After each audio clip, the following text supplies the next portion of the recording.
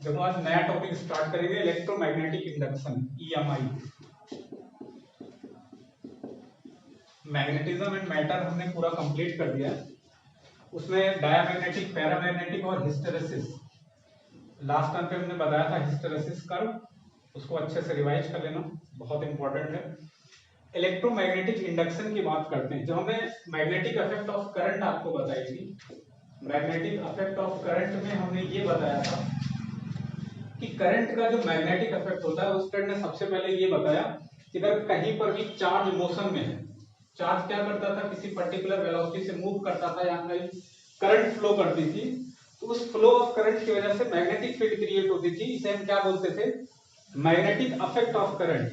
मतलब जो मैग्नेटिक प्रभाव है किसकी वजह से, किसी मूविंग चार्ज या करंट की वजह से, वो हम लोग पढ़ रहे थे। इलेक्ट्रोमैग्नेटिक इंडक्शन इसका जस्ट अपोजिट है।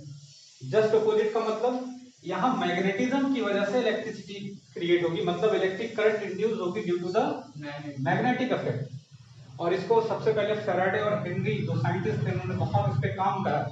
मैग्नेटिक फ्लक्स बताया था मैंने, तो उस पर उन्होंने बहुत सारे एक्सपेरिमेंट करे। उसके बाद उन्होंने अपने 2 लॉ बताए और उन्होंने ये बताया कि जो इलेक्ट्रोमैग्नेटिक इंडक्शन होता है, इसका यूज क्या है, इसका एप्लीकेशन क्या है और ये क्यों होता है। सबसे बेसिक बात ये है कि ये इलेक्ट्रोमैग्नेटिक इंडक्शन क्यों होता है। तो फैराडे ने बहुत सारे एक्सपेरिमेंट किए। उन एक्सपेरिमेंट में ये था कि वो एक करंट कह रहे, जैसे कॉइल होती है, कॉइल में गैल्वानोमीटर लगा रहता है। तो इत्तेफाक से उन्होंने देखा कि अगर किसी कॉइल में गैल्वानोमीटर लगा हुआ है और उसको किसी मैग्नेट के पास ले जाते हैं, तो अचानक से उन्होंने डिफ्लेक्शन देखा उसमें। डिफ्लेक्शन का मतलब, गैल्वानोमीटर में डिफ्लेक्शन आने का मीनिंग क्या हुआ कि उसमें क्या फ्लो कर रही है, करंट फ्लो कर रही है। अब वो करंट आई कहां से, बिना एक्सटर्नल सप्लाई लगाए, अरे बिना किसी बैटरी के, ना बिना किसी सोर्स के, पोटेंशियल के, उसमें करंट कहां से फ्लो कर रही। दोबारा उन्होंने जब उसमें कोशिश करी तो फिर वो डिफ्लेक्शन आता ही नहीं था। जैसे वो लगाते थे अपने स्टैटिक कंडीशन में, मैग्नेट हमेशा उसके बगल बगल रखे रहते थे, जहां कॉइल वही मैग्नेट रखें, इधर रखें, तो मैग्नेट रखने से डिफ्लेक्शन नहीं आता था। तो बड़े परेशान हुए कि क्या बात है, एक बार तो डिफ्लेक्शन आया था। अब हम जो है मैग्नेट और कॉइल इन दोनों साथ साथ लिए टहलते थे। फिर अचानक से उनको हल्का क्रोध आया, उन्होंने फिर से फेंक दिया और जैसे फेंका फिर से डिफ्लेक्शन आ गया, फिर उठा लिए, फिर पकड़े खड़े हैं। तो समझ नहीं आता। बाद में उन्होंने पता ये देखा कि जब कॉइल और मैग्नेट दोनों रिलेटिव मोशन करते हैं, एक दूसरे के रेस्पेक्ट में क्या करते हैं, रिलेटिव मोशन करते हैं, तब डिफ्लेक्शन आता है, तब उसमें करंट फ्लो करती है। तो रिलेटिव मोशन का क्या रीजन था, एक्चुअल में ऐसा क्यों होता था, ये बहुत सारे एक्सपेरिमेंट के बाद उनको समझ में ये आया कि जो फ्लक्स होता है वो टाइम के रेस्पेक्ट में, मैग्नेटिक फ्लक्स टाइम के रेस्पेक्ट में चेंज होता है। इसकी वजह से ये इलेक्ट्रिक इंड्यूस पैरामीटर आते हैं यहाँ पर। समझ में आ रही कुछ बातें। तो हम एक एक करके उनके कुछ एक्सपेरिमेंट्स को पढ़ेंगे कि क्या क्या उन्होंने करा, फर्स्ट सेकंड थर्ड जो जो एक्सपेरिमेंट करे। उसके बाद फैराडे के फर्स्ट और सेकंड लॉ की बात करेंगे और हेनरी के भी बहुत सारे कंट्रीब्यूशन है इनमें, इनकी सबकी बात इस टॉपिक में करेंगे। तो electromagnetic induction is just reverse process of the magnetic effect of current. वहां क्या होता था, due to the current electricity, due to the moving charge, magnetic effect आता था, मैग्नेटिक फील्ड क्रिएट होती थी, मैग्नेटिक फोर्स आता था। But in case of electromagnetic induction, यहां पर मैग्नेटिक पैरामीटर से क्या डेवलप होता है, इलेक्ट्रिक पैरामीटर डेवलप होता है। मतलब मैग्नेटिक फील्ड और मैग्नेटिक फ्लक्स के चेंज होने से क्या डेवलप होता है, इलेक्ट्रिक पोटेंशियल डेवलप होता है, इलेक्ट्रिक करंट डेवलप होती है। ये इंड्यूस्ड पैरामीटर्स होते हैं। और जो यहाँ पर इलेक्ट्रिक करंट डेवलप होती है या जो यहाँ पर पोटेंशियल डेवलप होता है या उनकी वजह से जो इलेक्ट्रिक फील्ड डेवलप होती है, इस इलेक्ट्रिक फील्ड का और जो स्टैटिक चार्ज की वजह से जो इलेक्ट्रोस्टैट में इलेक्ट्रिक फील्ड डेवलप होती है, उसमें नेचर में थोड़ा डिफरेंस होता है। वो आगे बताएंगे क्या डिफरेंस होता है। तो कुछ बेसिक आइडिया लग रहा है कि हम इलेक्ट्रोमैग्नेटिक इंडक्शन में क्या पढ़ने वाले हैं। इलेक्ट्रोमैग्नेटिक इंडक्शन के अंदर क्या पढ़ने वाले हैं, मैग्नेटिक पैरामीटर्स जो हैं, जैसे मैग्नेटिक फ्लक्स है, अगर उसको हम टाइम के रेस्पेक्ट में चेंज करते हैं तो वो क्या डेवलप करता है, कुछ इंड्यूस पैरामीटर को डेवलप करता है, जो क्या होती है, इलेक्ट्रिक पैरामीटर होते हैं। और हम ज्यादातर चीजों में जो यूज करते हैं, बहुत सारे इलेक्ट्रिक पैरामीटर यूज करते हैं। और अगर इस तरीके से हमको इलेक्ट्रिक पैरामीटर मिल जाएं किसी मैग्नेटिज्म की वजह से, तो वो भी अपने आप में क्या है, एक अलग ब्रांच हो जाएगी। एक अलग क्या होगा, उसका एप्लीकेशन होगा, एक अलग टाइप का उसका क्या होगा, यूज होगा, जो हम यूज करेंगे उसको। ठीक है, तो इसके एप्लीकेशन की भी कुछ बात करेंगे। समझ में आया इलेक्ट्रोमैग्नेटिक इंडक्शन के अंदर क्या करना है। तो ये क्या है, reverse process of magnetic effect of current, ये एक टाइप की क्या है, reverse process of magnetic effect of current या मूविंग चार्ज। ठीक है,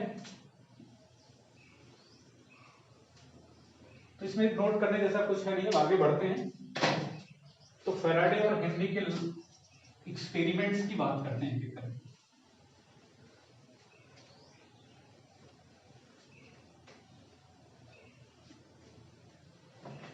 हमने जब मैग्नेटिक इफेक्ट ऑफ करंट बताया था तो वहां एक साइंटिस्ट स्टर्ट थे, उनकी बात करी थी। यहां पर जो बातें करनी है वो किनकी करनी है, फैराडे और हेनरी की करनी है। फैराडे के जो एक्सपेरिमेंट हैं, उन्होंने 2 से 3 एक्सपेरिमेंट करने में बहुत सारे समय लिए और उन एक्सपेरिमेंट से पुख्ता कुछ चीजों को निकाला। उनमें यह था कि पहले उन्होंने एक कॉइल ली और कॉइल को बिना किसी सोर्स से अटैच किए हुए एक गैल्वानोमीटर से अटैच कर दिया। ठीक है, जैसे ये कोई कॉइल है और इसमें कोई करंट फ्लो नहीं करे, इस तरीके से। इसके बाद इन्होंने एक मैग्नेट लिया और जैसे ये इसका नॉर्थ है, ये इसका साउथ पोल है, ये कोई बार मैग्नेट है। जब इसको ये इसके पास से दूर ले जाने लगे, जैसे इससे क्या ले जाने लगे, इसको अबे ले जाने लगे, तब इसमें डिफ्लेक्शन आ गया। उसके पहले ये रखा हुआ था, कोई डिफ्लेक्शन नहीं आ रहा था, कोई करंट नहीं फ्लो करी थी। जब उन्होंने क्या करा कि इससे दूर ले जाने लगे, तब इसमें क्या आया, डिफ्लेक्शन आया। गैल्वानोमीटर में डिफ्लेक्शन का मतलब इसमें क्या फ्लो करी होगी, करंट फ्लो होगी। चार्ज फ्लो करने का मतलब क्या हुआ, करंट आई होगी, इसमें करंट डेवलप हुई। फिर दूसरा इन्होंने क्या देखा कि जब इसको अबे ले जा रहे हैं तो भी डिफ्लेक्शन आ रहा है, और जब इसको टुवर्ड्स लाते हैं, जैसे हम मानते हैं कि इसको इधर ले आते हैं, देखा कि तब भी इसमें डिफ्लेक्शन आ रहा था। लेकिन पहले वाले डिफ्लेक्शन के और बाद वाले डिफ्लेक्शन के नेचर में फर्क था। जब अबे ले जा रहे थे वो जो डिफ्लेक्शन था, और जब टुवर्ड्स ला रहे थे वो जो डिफ्लेक्शन था, दोनों एक दूसरे के अपोजिट डायरेक्शन में थे। मतलब अगर हम इससे दूर ले जा रहे थे तब जिस डायरेक्शन में डिफ्लेक्शन आता था, मतलब करंट की डायरेक्शन ओवरऑल क्या हो रही है, चेंज हो रही है। मतलब जब हम आगे ले जाते हैं तो हो सकता है इसमें क्लॉकवाइज डायरेक्शन में क्या हो रही होगी, करंट फ्लो कर रही होगी, तो उस डायरेक्शन के अकॉर्डिंग डिफ्लेक्शन दे रहा है। जैसे क्लॉकवाइज की डिफ्लेक्शन इसका ऐसे आता है, और जब हम क्या करते हैं इसको इधर की तरफ ले आते हैं तो इसका डिफ्लेक्शन दूसरी डायरेक्शन में होता है। मतलब इसमें करंट का फ्लो का नेचर या डायरेक्शन क्या हो गई, चेंज हो जा रही है। तो सीधा इसका मकसद ये हुआ कि अगर हम क्या करते हैं, कॉइल को मूव करा रहे हैं with respect to, sorry magnet को with respect to the coil क्या कर रहे हैं, मूव करा रहे हैं, तो डिफ्लेक्शन क्या होता है इसमें आता है। लेकिन ये डिफ्लेक्शन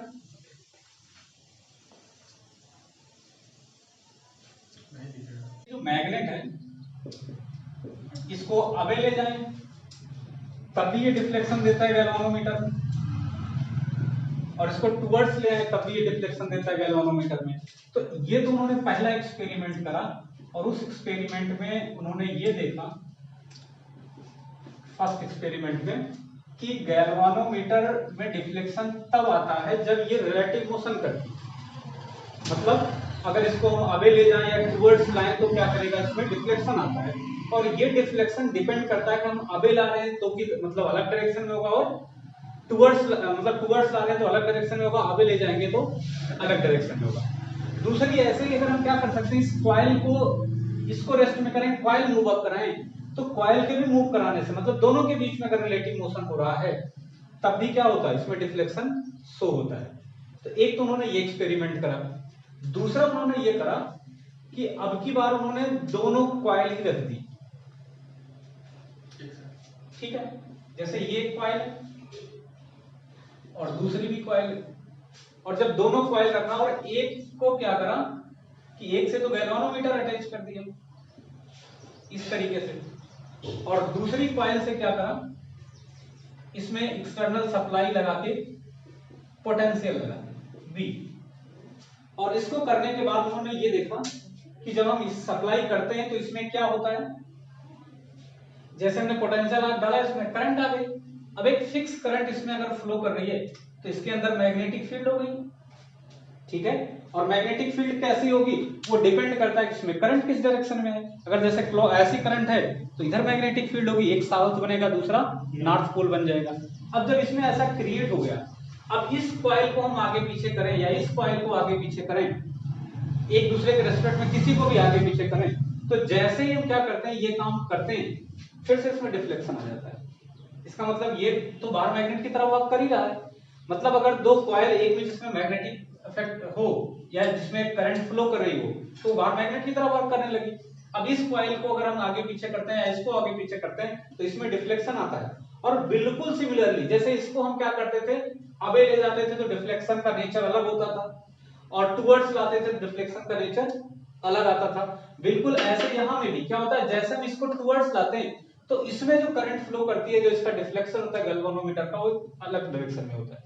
और जब इसको अवे ले जाते हैं, इससे सेपरेट करते हैं, तब इसमें डिफ्लेक्शन दूसरे डायरेक्शन में आता है। मतलब इसमें भी करंट की डायरेक्शन इन बात पे डिपेंड कर रही है कि इसको हम टुवर्ड्स ला रहे हैं या अवे ले जा रहे हैं। ठीक है, तो ये दो एक्सपेरिमेंट हो गए। तीसरा उन्होंने सोचा कि एक्चुअल में चलो ठीक है, रिलेटिव मोशन वाली बात तो पक्का हो गई कि कॉइल को हम आगे पीछे करते हैं तो क्या होता है, इससे इंड्यूस पैरामीटर आ रहे हैं, और इंड्यूस पैरामीटर इंडक्शन हो रहा है कुछ चीज का, और वो इंड्यूस पैरामीटर कौन से हैं, इलेक्ट्रिक पैरामीटर है। क्या है वो, इलेक्ट्रिक पैरामीटर है। और आ किसकी वजह से रहे हैं, मैग्नेटिक पैरामीटर की वजह से। इस वजह से इसको क्या कहते हैं, electromagnetic induction, induction of electric parameter by the magnetic affect. Magnetic affect की वजह से जो इलेक्ट्रिक पैरामीटर में इंडक्शन हो रहा है, इंड्यूस हो रहे हैं बिना किसी सप्लाई के, इसको हम इलेक्ट्रोमैग्नेटिक इंडक्शन कह रहे हैं। और इन एक्सपेरिमेंट्स में उन्होंने ये दो बातें ढूंढ ली कि चाहे वो कॉइल हो चाहे वो बार मैग्नेट हो, अगर उनमें रिलेटिव मोशन कराओ तो उनमें क्या होता है, इंड्यूस पैरामीटर आता है, इलेक्ट्रिक करंट आती है, और उस इलेक्ट्रिक करंट की डायरेक्शन जो होती है वो नेचर ऑफ मूवमेंट पे डिपेंड करती है। हम इसको दूर ले जा रहे हैं कि पास ले आ रहे हैं, किस तरीके का कर रहे हैं। ये इतनी बात तो समझ में आई। तीसरी बात उन्होंने एक काम और करा। अगर तीसरे एक्सपेरिमेंट की हम बात करते हैं तो तीसरा उन्होंने क्या करा, उन्होंने कॉइल को बजाय मूव कराने के, कॉइल को बजाय मूव कराने के, जैसे ये दो कॉइल हैं, एक में उन्होंने गैल्वेनोमीटर लगाया, एक में अप्लाइड पोटेंशियल वगैरह लगाया, और अब की बार उन्होंने सिर्फ और केवल सिर्फ ये नहीं चेंज करा कि इनकी पोजीशन आगे पीछे करें, उन्होंने इसके करंट को कम ज्यादा करा। तो करंट को कम ज्यादा करने से या पोटेंशियल को कम ज्यादा करने से या जो सप्लाई है उसको कम ज्यादा करने से, मतलब मैग्नेटिक फील्ड में कुछ चेंज कर रहे हैं। तो देखा कि जब कांस्टेंट करंट फ्लो कर रही है और ये दोनों स्टैटिक हैं, कोई डिफ्लेक्शन नहीं आ रहा है। यहां भी जब स्टैटिक थे कोई डिफ्लेक्शन नहीं आ रहा था, जैसे हमने मूव कर रहा है डिफ्लेक्शन आ गया। दूसरा उन्होंने ये देखा कि जब हम दोनों कॉइल को स्टैटिक कंडीशन में रख रहे हैं और यहां से केवल चेंज कर रहे हैं किसमें, इसकी करंट में, ठीक है ना, और जैसे इसकी करंट में चेंज कर रहे हैं तो करंट में चेंज की वजह से यहां पर करंट आ जा रही है। मतलब करंट में चेंज करेंगे तो यहां क्या होगा, इसकी मैग्नेटिक फील्ड चेंज होगी, और मैग्नेटिक फील्ड चेंज होगी तो कुछ ऐसा पैरामीटर चेंज होगा जिसकी वजह से यहां डिफ्लेक्शन आएगा। तो उन्होंने ये देखा कि कुछ ऐसा मैग्नेटिक पैरामीटर है जिसके बदलने से क्या होता है, ये इलेक्ट्रिक इंड्यूस पैरामीटर डेवलप होते हैं। समझ पा रहे हो कि नहीं? और वो जो इंड्यूस पैरामीटर डेवलप हो रहे हैं वो उस पर्टिकुलर मैग्नेटिक पैरामीटर के चेंज की वजह से डेवलप होता है, और वो ऐसा चेंज होता है कि अगर उस चेंज की डायरेक्शन हम चेंज करें तो यहां फट से डायरेक्शन बदल जाती है। इसका मतलब उस मैग्नेटिक पैरामीटर का जो चेंज है जिसकी वजह से ये अराइज होता है, कौन, ये इलेक्ट्रिक पैरामीटर, वो उसके पर्टिकुलर चेंज पर भी डिपेंड करता है कि किस नेचर का चेंज हो रहा है और किस डायरेक्शन में चेंज हो रहा है, उसके अकॉर्डिंग इस चेंज की डायरेक्शन क्रिएट होती है। इसको आगे बहुत मॉडिफाई करके और बहुत डिटेल में स्टडी करके बहुत विस्तार से और बहुत इंपॉर्टेंट रिजल्ट बताए, उसको आप समझते भी होंगे, लेंज लॉ कहते हैं। और लेंज लॉ ऐसी चीज है कि जीवन में उसको आप लोगों ने भी कई बार फॉलो करा होगा कि आप लोग उसी का विरोध करते हैं जिसकी वजह से आप उस अस्तित्व में आए, अपने माँ बाप का ही विरोध करने लगते हैं। बिल्कुल लेंज के अकॉर्डिंग ये भी जो इलेक्ट्रिक पैरामीटर आ रहे हैं ये उस मैग्नेटिक पैरामीटर की वजह से, उसकी चेंज की वजह से आ रहे हैं, और आगे आप देखेंगे कि ये उसी का विरोध करते हैं जिसकी वजह से ये उत्पन्न होते हैं, जिसकी वजह से ये ओरिजिनेट होते हैं, अपने ओन कॉज को अपोज करते हैं। ठीक है, चलिए, तो ये एक्सपेरिमेंट से कुछ बातें समझ में आई। ये जहां तक आप पहुंच गए, कोई ऐसा मैग्नेटिक पैरामीटर है जिसमें चेंज अल्टरेशन की वजह से ये इलेक्ट्रिक पैरामीटर क्या होते हैं, इंड्यूस्ड होते हैं। अब वो है क्या, पहले वो समझते हैं। जब उन्होंने देखा कि जब इसको हम चेंज कराते हैं, आगे पीछे करते हैं, तो मैग्नेटिक फील्ड तो नहीं चेंज हो रही है। अरे भाई, हम इसको आगे पीछे करे हैं तो इसका जो बार मैग्नेट का मैग्नेटिक फील्ड है वो तो फिक्स है ना। इसका मतलब ये आगे पीछे करने मात्र से चेंज हो रही। चलो ठीक है, समझ में आ गया। दूसरा, जब हमने यहां पर करा तो ये भी एक बार मैग्नेट की तरह है, इसको भी आगे पीछे करा, इसमें चेंज आई, चेंज की डायरेक्शन आगे पीछे करने से डायरेक्शन भी बदली। तो ये भी समझ में आया, चलो डायरेक्शन पे इसके डिपेंड करता है चेंज के। लेकिन फिर हमने सोचा कि हमेशा जब ये स्टैटिक कंडीशन है या रिलेटिव मोशन नहीं कर रहा है, ऐसी सिचुएशन में भी यहाँ जब चेंज करा, केवल इलेक्ट्रिक पैरामीटर यहाँ इसका बदला जिससे मैग्नेटिज्म आ रही है, करंट बदल दिया, कुछ ओरिएंटेशन चेंज किया, उसके बावजूद भी इसमें क्या आया, डिफ्लेक्शन आया। इसका मतलब सिर्फ और केवल सिर्फ ये किसकी बात नहीं है, केवल इनके रिलेटिव मोशन से ही नहीं है, मतलब केवल इनके बीच के रिलेटिव मोशन से ही नहीं है, स्टैटिक कंडीशन में भी क्या हो सकता है, अगर उनमें और पैरामीटर बदले तब भी क्या होता है, ये इंड्यूस पैरामीटर आते हैं। इसका मतलब जो ओरिजिनल कॉज है इसका, अगर एक सिंगल कॉज की बात करें तो ढूंढते ढूंढते उन्होंने कई सारे एक्सपेरिमेंट करने के बाद एक सिंगल कॉज निकाला कि वो जो मैग्नेटिक पैरामीटर है जिसमें परिवर्तन की वजह से यहाँ इंड्यूस पैरामीटर आते हैं, वो मैग्नेटिक फ्लक्स है। क्या है? Magnetic flux. और फ्लक्स किन बातों पे डिपेंड करता है, वो हम पहले फ्लक्स पढ़ लेते हैं तो ज्यादा अच्छे से समझ में आ जाएगी बाकी चीजें। हालांकि एक बार मैंने आपको मैग्नेटिक फ्लक्स अच्छे से बताया है और उसको कोरिलेट भी कराया है, किससे, इलेक्ट्रिक फ्लक्स से, सारी बातें। लेकिन एक बार फिर से हम बता दे रहे हैं आपको, तो इसको नोट करेंगे आप क्या? चलिए,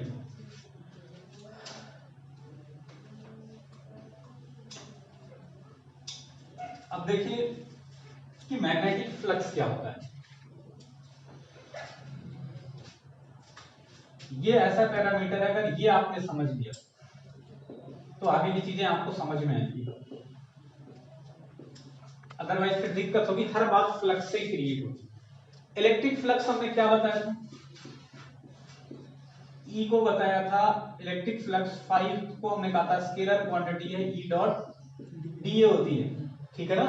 और इंस्टेंटेनियस बताया था, नहीं तो इसको इंटीग्रेट कर लेते हैं, इंटीग्रेशन से क्या हो जाएगा, ये कंप्लीट फ्लक्स आ जाएगा। ये इलेक्ट्रिक फ्लक्स की बात करें, जो मैग्नेटिक फ्लक्स होता है उसको हम φm से लिखते हैं, और ये बिल्कुल सिमिलरली क्या होता है, v डॉट डी होता है, इसका इंटीग्रेशन, और ये भी क्या होता है, स्केलर क्वांटिटी है।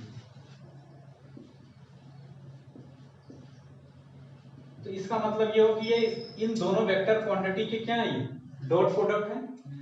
अगर इसके यूनिट की बात करते हैं, थोड़ा सा यूनिट यहीं पर समझ लें, यूनिट पे भी आसान सा क्वेश्चन बोर्ड में पूछ लिया जाता है। तो मैग्नेटिक फील्ड की यूनिट अगर पता है आपको, एरिया वेक्टर की यूनिट पता है, तो क्या हो जाएगा, इसकी भी यूनिट आ जाएगी। जैसे इसकी टेस्ला है, किसकी, मैग्नेटिक फील्ड की, एरिया का क्या हो जाएगा, मीटर स्क्वायर, ठीक है। तो एक तो इसकी simple unit tesla metre square हो जाएगी। समझ पा रहे हो, नहीं समझ पा रहे हो, तो टेस्ला मीटर स्क्वायर इसको हम बोल देंगे ऐसे। इसकी कभी कभी डायमेंशन पूछ लेता है, डायमेंशन निकाल लेंगे। अरे डायमेंशन तो आपको फिजिकल क्वांटिटी में रिलेशन पता हो तो क्या कर सकते हैं आसानी से। अब इसकी सीजीएस यूनिट भी होती है, एमकेएस भी यूनिट होती है, आपस में उसका इंटर कन्वर्जन एक बार देख लेना अच्छे से, ठीक है। देखो, अब हमने कहा कि ये बी डॉट डी का इंटीग्रेशन है। जैसे अगर मैग्नेटिक फील्ड की डायरेक्शन इधर है, ये मैग्नेटिक फील्ड है, ठीक है, और इसमें कोई ये इस तरीके की कोई कॉइल है या प्लेन शीट है, तो इसका एरिया ऑफ क्रॉस सेक्शन किधर होगा, perpendicular to the plane outward. मान लेते हैं वो ऐसे आ रहा है ये, और इनके बीच में ये एंगल क्या बन रहा है, थीटा। तो यहां जो फ्लक्स होगा ये क्या हो जाएगा, बी डॉट ए का मतलब B A cos theta. Theta is angle between magnetic field and area vector. तो कंप्लीट फ्लक्स को कंट्रीब्यूट इस तरीके से करा जाएगा। वहां पर हमने बताया था जब बहुत सारे इलेक्ट्रिक फील्ड हैं, कोई ऐसा एरिया है जिसकी वजह से जो इलेक्ट्रिक लाइंस ऑफ फोर्सेज हैं अलग अलग डायरेक्शन से निकल रही हैं, तो सब एरिया का सिग्मा मतलब समेशन करते थे। अगर आपको याद हो तो हमने क्या कहा था, जैसे ये कोई सिलेंडर है और सिलेंडर की वजह से यहाँ पर ये यूनिफॉर्म इलेक्ट्रिक फील्ड में रखा हुआ है, तो हमने कहा था इस क्रॉस सेक्शन की वजह से सिग्मा ईडीए करें, प्लस इस क्रॉस सेक्शन मतलब इस सेक्शन की वजह से एरिया की वजह से सिग्मा ई डॉट डीए है। समझ रहे हो ना? ईडीए सब का क्या करते थे, ऐसे सम कर लेते थे। ऐसे यहां भी जितने भी क्या होंगे उनका क्या करेंगे, अगर टोटल फ्लक्स कहीं पर भी हमको चाहिए तो क्या करेंगे, सिग्मा वीडीए इसका क्या कर देंगे, समेशन कर देंगे, A1 A2 A3 या B1 भी अलग अलग, जैसे जो कुछ भी है सारे का क्या कर लेंगे हम, सम कर लेंगे। तो मैग्नेटिक फ्लक्स जो आएगा वो बेसिक तौर पे हम क्या लिखेंगे उसे, B डॉट ए या बी ए कॉस थीटा, जहां पर B क्या है, ये मैग्नेटिक फील्ड है,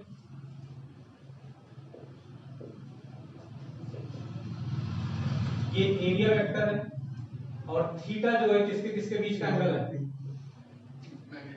एंगल बिटवीन बी एंड ए, और ए की डायरेक्शन बहुत बार बताया, फिर से एक बार सुन लो, perpendicular to the plane outward. Clear है? ये मैग्नेटिक फ्लक्स के बारे में नोट करो इसको जल्दी से।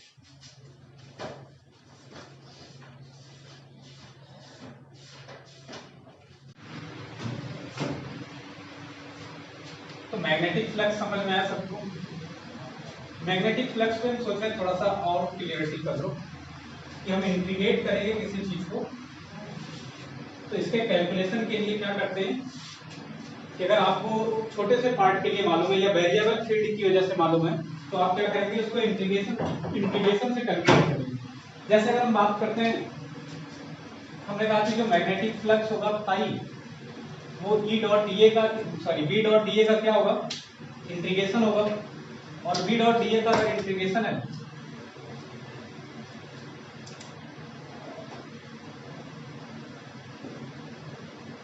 इस तरीके से, तो अगर variable magnetic field with respect to area है तो हम क्या करेंगे, उसे इंटीग्रेट करके कैलकुलेट करेंगे। जैसे एक क्वेश्चन का फॉर्मेट कर लेते हैं, हो सकता है आपको क्लियर हो जाए इससे। ये कोई करंट कैरिंग वायर है, लॉन्ग वायर है, तो लॉन्ग वायर की वजह से मैग्नेटिक फील्ड आपको आनी चाहिए किसी पर्टिकुलर पॉइंट पे, आनी चाहिए, आती है कि नहीं आती है, तो आना तो आपको बहुत कुछ चाहिए,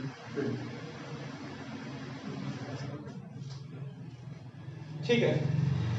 अब ये जो मैग्नेटिक फील्ड है, इस करंट कैरिंग वायर की वजह से अगर कुछ नहीं जानते आप तो डायरेक्शन तो बता ही सकते हैं कि क्या होगी, अंदर की तरफ, perpendicular to the plane inward. और दूसरी बात ये कि अगर ये इनफाइनाइटली लॉन्ग है, infinitely long in the sense कि ये क्या होगा, लेंथ के कंपैरिजन में काफी लंबा होगा, तो इसका जो वैल्यू होता था मैग्नेटिक फील्ड का किसी पर्टिकुलर पॉइंट x पर होता था mu naught I upon 2 pi x।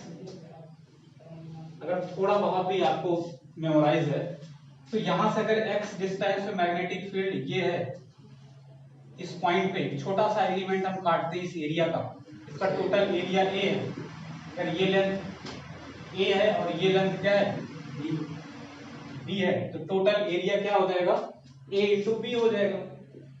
अगर एरिया की बात करें तो क्या हो जाएगा, a इंटू बी हो जाएगा।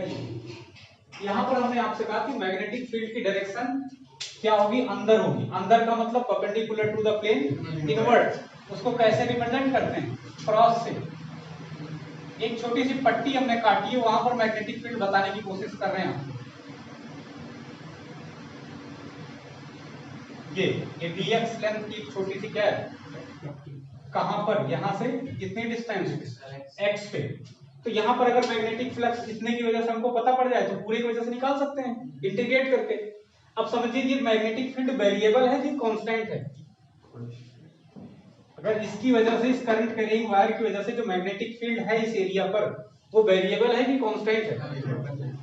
कुछ कह रहे हैं वेरिएबल है, कुछ कांस्टेंट है, हम ही बता देते हैं। कांस्टेंट तब होती है जब किसी पर्टिकुलर पॉइंट पे होती है।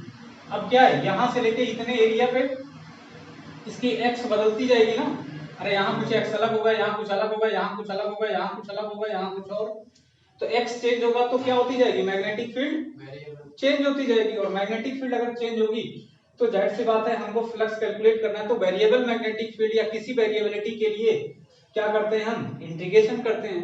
तो मैग्नेटिक फ्लक्स का फॉर्मूला क्या लगेगा यहाँ पर, जो फाई होगा किसी पर्टिकुलर पॉइंट पे x dx पे, तो d फाई हो जाएगा छोटा सा, इसी को हम इंस्टेंटेनियस फ्लक्स कहेंगे। वो इंस्टेंटेनियस फ्लक्स क्या होगा, ये हो जाएगा बी डॉट डी ए, और डी ए छोटा सा होगा, ठीक है। लेकिन अगर हमको इसके लिए पूरा फाई चाहिए तो क्या करेंगे, इसको हम इंटीग्रेट करेंगे, तो टोटल फ्लक्स क्या हो जाएगा, ये हो जाएगा integration B dot D A का, ठीक है। अब b की वैल्यू मान लेते हैं यहां से x पॉइंट पर क्या होगी, bx लेंथ पे जो b की वैल्यू होगी वो होगी म्यू नॉट आई अपान 2 पाई x। अरे यहां से डिस्टेंस x होगी तो ये क्या हो जाएगी, x हो जाएगी। और अगर हम dA की बात करें तो इस छोटे से एलिमेंट का एरिया वेक्टर एरिया कितना है, इस छोटे से एलिमेंट का बात करेंगे तो ये लेंथ इनटू में ये, तो b इंटू एक्स नहीं हो जाएगा, अरे b इंटू एक्स होगा ना, स्मॉल b इंटू एक्स, तो dA यहां से क्या होगा, ये होगा स्मॉल b इंटू dx। अरे पूरा लेते तो x लेते ना, छोटे से एलिमेंट का एरिया क्या हो जाएगा, b dx होगा कि नहीं। तो यहां से फ्लक्स क्या निकालेंगे, फाई, फाई हो जाएगा इंटीग्रेशन b dA, ठीक है। और अगर b dA का इंटीग्रेशन करते हो तो डायरेक्शन की अगर हम बात करते हैं दोनों के डॉट प्रोडक्ट की, तो perpendicular to the plane inward है, और अगर अंदर से हम फ्लक्स को देख रहे हैं तो एरिया भी क्या होगी, परपेंडिकुलर टू द प्लेन ऐसे अंदर, और अगर बाहर से देख रहे हैं यहां से हमको फ्लक्स निकालना है तो perpendicular to the plane outward होगी, तो इनके बीच का कॉस क्या होगा, 180 होगा, और फिर माइनस में आ जाएगा एक फ्लक्स, क्लियर है ना। चलिए अब इसकी जो वैल्यू हम निकालेंगे तो फाई क्या हो जाएगा, म्यू नॉट आई अपान 2 पाई एक्स इंटू डीए, इसी को इंटीग्रेट करना है, या फाई को हम और क्या लिख सकते हैं, ये लिख सकते हैं mu naught I upon 2 pi x, clear है। एरिया की वैल्यू क्या लिख सकते हैं, b इंटू डी एक्स, अरे b इंटू डी एक्स ये लिख सकते हैं, नहीं लिख सकते। अब इसको और अच्छे से करेंगे तो फाई की वैल्यू क्या आ जाएगी, ये हो जाएगा म्यू नॉट आई, जो टर्म कांस्टेंट है उनको बाहर ले लेते हैं, 2 पाई, और यहाँ b भी फिक्स है, यार ये ऐसी ऐसी लेंथ थोड़ी चेंज हो रही है, अब हम ऐसे ऐसे बढ़ेंगे तो लेंथ x वाली वैरी करिए ना, तो क्या कर देंगे i इंटू बी, इधर dx अपॉन x, इसका इंटीग्रेशन, और लिमिट कहां से कहां तक रखें, यहां से यहां तक रख देंगे तो पूरा एरिया कवर हो जाएगा नहीं, अरे यहां से x की वैल्यू यहां से लेके x की वैल्यू यहां तक रख देंगे तो पूरा का पूरा ये कवर हो जाएगा नहीं हो जाएगा, ठीक है। तो इसको कवर करने के लिए क्या करेंगे, अगर यहां से इसकी लेंथ मान लेते हैं स्मॉल d है, यहां से क्या है ये स्मॉल d, तो लिमिट कहां से कहां तक रखेंगे, from d to d plus a, अरे d से ले यहां से स्टार्ट है एरिया, तो मैग्नेटिक फील्ड यहीं से लेंगे ना, तो एरिया यहीं से लेंगे ना, तो ये तो d हो गया। लिमिट x की कहां से रखेंगे, ये x पूरा कैसे कवर होगा, जब इनिशियल लिमिट क्या रखेंगे, यहां से d डिस्टेंस, और फाइनल लिमिट यहां से d और प्लस इतना इतना क्या है a, तो लिमिट कहां से कहां रखेंगे, d to d plus a। अब इसी को इंटीग्रेट कर दो, बस आ जाएगा, तो इससे थोड़ा फ्लक्स का एक क्लियरिटी हो जाएगी, फ्लक्स कैसे कैसे हम कैलकुलेट कर सकते हैं। अब आप देखो यहां से हम इसको सॉल्व करते हैं तो ये म्यू नॉट आई इंटू बी अपान में क्या हो जाएगा 2 पाई dx ओवर x का इंटीग्रेशन आपको आना चाहिए, इतना खूबसूरत आता तो फिर क्या होगा, d ओवर x हमने कहा था इसका इंटीग्रेशन करेंगे, अमूमन इंटीग्रेशन का फॉर्मूला क्या होता है, ये होता है x raise to the power n plus 1 upon n plus 1, पहले तो फार्मूला सीख लो, ये दिख रहा है कि ऊपर, और फिर लिमिट रखते हैं, हमने कहा था ये फार्मूला लगता है एक्सेप्ट n क्या नहीं होना चाहिए, -1 नहीं होना चाहिए, तो यहाँ n की पावर क्या है, अरे x को ऊपर ले जाओगे तो -1 ही तो है, तो ये फार्मूला यहाँ पर नहीं लगता है, तो लगता क्या था, इसका इंटीग्रेशन क्या होता था, log n होता था, log बेस ई x, ये या log बेस या इसी को ln x कहते थे, तो इसका इंटीग्रेशन क्या हो जाएगा, log x हो जाएगा, और लिमिट रख देंगे, तो नेचुरल है तो ln x लिखें या log बेस ई x, यही तो होगा, और लिमिट कहां से कहां तक रखोगे, d to d plus a, तो इसको सॉल्व करोगे तो फ्लक्स की वैल्यू आ जाएगी mu naught I upon 2 pi b into में लिमिट रखेंगे तो क्या हो जाएगा, log base e, upper limit minus lower limit, तो क्या हो जाएगा, एक बार हो जाएगा d plus a minus log base e d. समझ रहे हो नहीं समझ रहे हो, ये हो जाएगा। अब इसको अगर सॉल्व करते हो तो आप जानते हो log m minus log n क्या होता है, लॉग एम बाई एन। जानते हो ये बात, नहीं जानते हो? अच्छा इसको पहले नोट करो तो फिर बताएंगे, बहुत तेजी से लिखो। देखिए अब इसको हम क्या करते हैं, यहां से कैलकुलेट करते हैं। तो ये लिमिट हमने रख दिया और हमने आपको क्या बताया कि जो लॉग होगा, log a minus log b है, log m minus log n क्या हो जाएगा, एम बाई एन। अरे लॉग एम बाई एन हो जाएगा ना, लॉग एम बाई एन करोगे तो ये फॉर्मूला होता है log m minus log n क्या हो जाएगा, log base e m by n. तो इसी को यहाँ अप्लाई कर देते हैं, तो मैग्नेटिक फ्लक्स क्या हो जाएगा यहाँ से, mu naught I upon 2 pi, ये हो जाएगा आपका लॉग बेस, हाँ log base e d plus a या a plus d upon d, ये हो जाएगा a plus d upon d. ये ध्यान रखना आपको कि ये आ जाएगी मैग्नेटिक फ्लक्स। क्लियर है, समझ में आ रही बात है? चलिए ऊपर वाला नोट करिए जल्दी।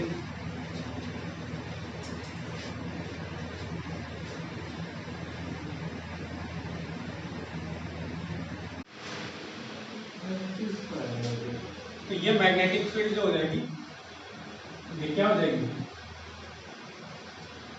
म्यू नॉट 2 पाई, इसको ln भी लिख सकते हैं, नेचुरल लॉगरिथम, ठीक है। अब मैग्नेटिक फील्ड के जो तीनों पैरामीटर हैं, एक तो मैग्नेटिक फ्लक्स के, एक तो मैग्नेटिक फील्ड एरिया और उनके बीच का जो एंगल है, वो बहुत इंपॉर्टेंट है कि मैग्नेटिक लाइंस ऑफ फोर्सेस कितना पर्टिकुलर एरिया से क्रॉस करेंगी, उस अमाउंट को हम फ्लक्स कहते हैं।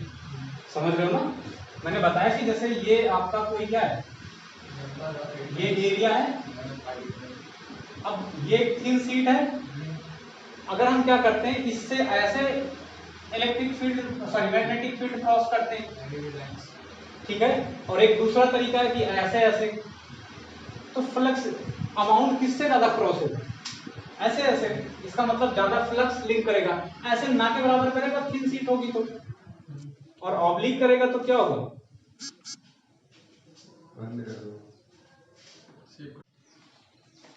तो ये दोनों क्या होंगे, सेम डायरेक्शन में होंगे, और ये इससे परपेंडिकुलर है ऐसे, तो अब की बार क्या होगा, प्लेन से होकर लाइन गुजरेगी, और प्लेन से होकर लाइन गुजरेगी तो मैग्नेटिक फ्लक्स क्या हो जाएगा, ये जीरो लिंक करेगा, फिर दोनों के बीच में एंगल कितने का होगा, 90 का। और जब क्या होगी, मैग्नेटिक लाइंस ऑफ फोर्सेस ऐसे जाएंगी, क्रॉस का मतलब perpendicular to the plane inward, तो ज्यादा से ज्यादा क्या होंगी, लाइन कंट्रीब्यूट करेंगे, मतलब मैग्नेटिक फ्लक्स मैक्सिमम होगा। तो जब क्रॉस जीरो होता है तो मैक्सिमम होता है, 180 होगा, मिनिमम होगा, ऐसे जाएगा तो क्रॉस ही नहीं करेगा। तो मिनिमम और जो मैक्सिमम होता है वो मैग्नीट्यूड को बता रहा है, समझ रहे हो ना, कितने अमाउंट में लाइन क्रॉस कर रही है, सारी चीजें। अब हम वापस आते हैं, हम तो ईएमआई पढ़ रहे थे, इलेक्ट्रोमैग्नेटिक इंडक्शन। तो इलेक्ट्रोमैग्नेटिक इंडक्शन में उन्होंने दो लॉ बताए फैराडे ने, फैराडे का फर्स्ट लॉ और सेकंड लॉ बोलते हैं। तो उन्होंने जो भी लॉज बताए वो सब इसी पैरामीटर के अकॉर्डिंग बताए, किसके पैरामीटर के अकॉर्डिंग, मैग्नेटिक फ्लक्स के। उन्होंने कहा कि जो ये मैग्नेटिक फ्लक्स चेंज होता है टाइम के रेस्पेक्ट में, इस वजह से क्या उत्पन्न होता है, ये इलेक्ट्रिक पैरामीटर क्या होते हैं, निकलते हैं। मतलब जो भी इलेक्ट्रिक पैरामीटर डिराइव्ड होते हैं या इंड्यूस्ड होते हैं, ये इंडक्शन क्यों होता है, due to the change in magnetic flux with respect to time. और दूसरी बात इन्होंने ये बताई कि ये जो मैग्नेटिक फ्लक्स है d phi over d t, इसे बोलते हैं rate of change of magnetic flux with respect to the time. ये जो मैग्नेटिक फ्लक्स का चेंज है ये डायरेक्टली प्रोपोर्शनल होता है जो इंड्यूस्ड पैरामीटर होता है आपका, जो भी पोटेंशियल या करंट इंड्यूस करती है उसके, ये क्या होता है, डायरेक्टली प्रोपोर्शनल होता है d phi by d t. समझ में आ रहा है? तो उन्होंने क्या बताया, दो बातें बताई। एक तो जो मैग्नेटिक फ्लक्स क्या होता है, टाइम के रेस्पेक्ट में जब चेंज होता है, इसी चेंज की वजह से क्या होता है, ये इलेक्ट्रोमैग्नेटिक इंडक्शन होता है या इलेक्ट्रिक पैरामीटर डेवलप होते हैं। और दूसरा, ये जो डेवलप्ड इलेक्ट्रिक पैरामीटर है वो rate of change of magnetic flux के डायरेक्टली प्रोपोर्शनल है। मतलब जितना ज्यादा इनका रेट ऑफ चेंज होगा विद रिस्पेक्ट टू टाइम, उतना ये पैरामीटर क्या होगा, हाई होगा, ज्यादा होगा, और जितना ये कम होगा उतना। इसका मतलब अगर हम इसके चेंज की बात करें टाइम के रिस्पेक्ट में फाई के, तो यहां से फाई होता क्या है, VA cos थीटा। तो अब एक ब्रॉड कॉन्सेप्ट यहां से हम अपने आप से डेवलप कर सकते हैं कि फाई कितने तरीके से चेंज हो सकता है। फाई के चेंज होने की तीन पॉसिबिलिटी हैं बेटा टाइम के साथ। एक तो क्या हो, केवल B चेंज हो। हमने क्या कर दिया कि केवल इसमें B चेंज हो, बाकी दो चीजें एरिया और इनके बीच का एंगल ये क्या हो, कांस्टेंट हो। दूसरा इनके चेंज होने का पैटर्न क्या है कि हम क्या कहें कि केवल एरिया चेंज हो, ये चेंज हो, बाकी थीटा और बी कांस्टेंट हो। और एक तीसरा क्या होगा, जब केवल और सिर्फ केवल थीटा वेरिएबल होगा, ये वेरी कर रहा होगा, बाकी चीजें क्या होंगी, ए और बी ये कांस्टेंट हो जाएगा। इनके बिहाफ पे हमने क्लासिफाई करा है कि ये EMI अलग अलग हो जाएंगे। इसको हम बोलते हैं कि स्टैटिक EMI है। स्टैटिक EMI क्यों है, इसका मतलब ये केवल करंट चेंज होगा तो मैग्नेटिक फील्ड चेंज होगी, तो फाइल मूव नहीं करेगी। फाइल कभी क्या नहीं करेगी, मूव नहीं करेगी। और जब ये मूव नहीं करेगी तो स्टैटिक रहेगी। तो ऐसे जो क्या होते हैं EMI पढ़ते हैं उनको हम क्या बोलते हैं, स्टैटिक। इसके कई सारे एग्जांपल हम डिटेल में डिस्कस करेंगे। दूसरा, अगर केवल एरिया चेंज होगा तो एरिया चेंज कैसे होगा, मैग्नेटिक फील्ड के रिस्पेक्ट में हम मूव करेंगे, अरे आगे पीछे जाएंगे ना, तो उसे क्या बोलते हैं, डायनेमिक EMI। मोशन करेंगे तो क्या होगा, तो स्टैटिक EMI, डायनेमिक EMI। और तीसरा तीसरा क्या है कि सिर्फ और केवल सिर्फ थीटा चेंज हो रहा है, और थीटा किसका फंक्शन है, कॉस का। और कॉस कैसा फंक्शन है, पीरियोडिक फंक्शन। अरे कॉस क्या होता है, पीरियोडिस्टिक फंक्शन है ना, मतलब क्या होगा, एक टाइम पीरियड के बाद वो चीजें रिपीट होंगी। अरे कॉस 0 क्या होगा, एक टाइम कॉस 0 क्या होगा, 1 होगा, फिर कॉस 90 क्या होगा, 0 होगा, फिर 270, फिर ऐसे करके फिर क्या हो जाएगा वो 180 पे -1। तो 0 और -1 के बीच का पीरियोडिक फंक्शन होगा। अरे यही से इसकी क्या होती जाएगी, वैल्यू चेंज होती जाएगी। तो इस टाइप के EMI को हम क्या कहते हैं, पीरियोडिक EMI। तो तीन तरीके की EMI, आपसे बुक में इतना डिटेल से दिया नहीं है, लेकिन कॉन्सेप्ट यहां से आप कर सकते हैं कि ये स्टैटिक EMI आ जाएगा। इसके अंदर हम कुछ चीजें पढ़ेंगे, क्या पढ़ेंगे हम आगे बात करेंगे। इसके बाद डायनेमिक EMI आएगा, इसमें डायनेमिक चीजें पढ़ेंगे, जो आपकी इलेक्ट्रिक करंट वगैरह बनती हैं बड़े बड़े टरबाइन लगा के, वो इस कॉन्सेप्ट पे बेस्ड है। और उसके बाद ये तीसरा क्या है, पीरियोडिक EMI, और इस पे बेस्ड जो कॉन्सेप्ट है पूरा AC है आपका, AC अल्टरनेटिंग करंट जो है वो इस कॉन्सेप्ट बेस्ड है। तो हमने बताया था जब मैं आपको पढ़ाने लगूंगा तो अगले टॉपिक के सेंस पहले क्या होने लगेंगे, धीरे धीरे सिम्टम पता होने लगेंगे कि आगे हमको क्या पढ़ना है। मतलब जब ये टॉपिक स्टार्ट करेंगे, इसका मतलब अगला जो चैप्टर है वो अल्टरनेटिंग करंट में चले जाएंगे। इसमें कुछ डिवाइसेस पढ़ेंगे और इसमें कुछ बातें करेंगे, ठीक है। तो इतना कर लो, फिर नेक्स्ट टर्म से पढ़ाते हैं।